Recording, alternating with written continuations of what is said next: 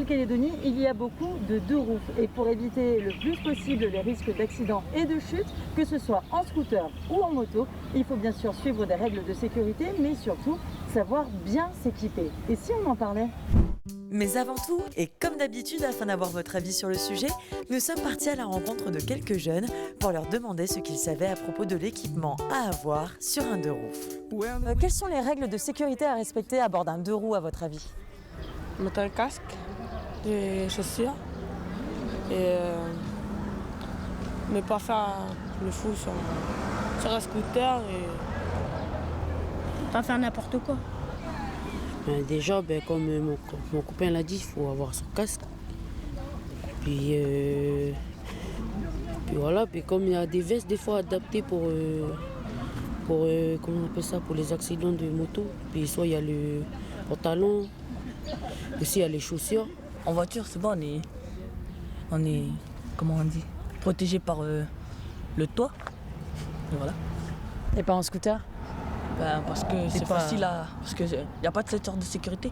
La sécurité, déjà, il n'y a pas de toit, tout ça là, pour se protéger. Il faut mettre son casque pour protéger la tête.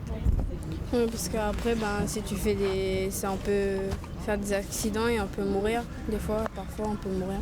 J'ai une amie qui a fait un accident et elle n'avait pas son casque attaché et elle est décédée. Même si le risque d'accident est le même pour tout le monde, les conséquences d'un choc pour un conducteur et un passager d'un deux roues peuvent être plus sévères car ils sont beaucoup moins protégés qu'en voiture. Plus de détails avec Michael Mamelin à la DI3T.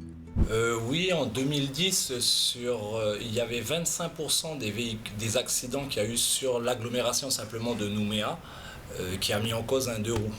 Et malheureusement, sur ces 25% des accidents qu'il y a eu sur Nouméa, presque tous étaient blessés, de l'accident corporel, ils étaient blessés dû à un équipement mal attaché, une mauvaise utilisation de l'équipement de sécurité, puisqu'ils avaient tous leur équipement de sécurité, mais il était mal utilisé. Parce que la moindre chute en moto, on n'est pas attaché, donc on est tout de suite éjecté. Mon message, ce serait de se protéger, ne pas hésiter, même sur un scooter, de mettre un jean, au moins un jean, même si on ne met pas la veste, les mains, au moins porter des gants, et un casque, surtout le casque bien attaché, ajusté à la bonne taille, parce qu'un casque qui n'est pas attaché, qui est mal serré, ne sert à rien. Au moindre choc, il partira avant le conducteur même.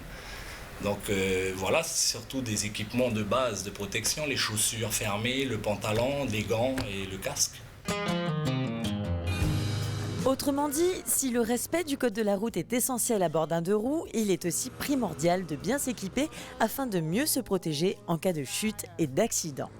Les blessures à la tête étant la principale cause de handicap et de décès parmi les motocyclistes, on comprend pourquoi le port du casque est obligatoire pour tout conducteur ou passager d'un deux roues motorisé. Pour être conforme aux normes de sécurité en vigueur, un casque neuf, homologué et soigneusement fixé est donc de rigueur. Il faut le choisir parfaitement ajusté à votre tête sans que vous ne soyez trop compressé non plus. Fixez votre casque avec soin à chaque déplacement, la sangle devant toujours être correctement attachée et serrée. Et portez le casque tête nue, sans casquette ni bonnet, cela optimisera votre protection. Enfin, il est obligatoire de remplacer son casque après tout impact violent. En ce qui concerne la tenue vestimentaire, il est préférable de se couvrir intégralement le corps, même quand il fait chaud. Les gants sont indispensables, ainsi que le port de chaussures montantes pour protéger les pieds et les chevilles.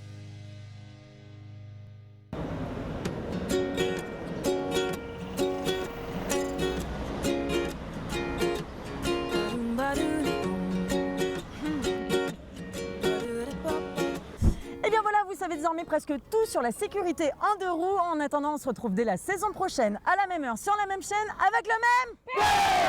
C'était une émission proposée par le Centre de documentation pédagogique de la Nouvelle-Calédonie.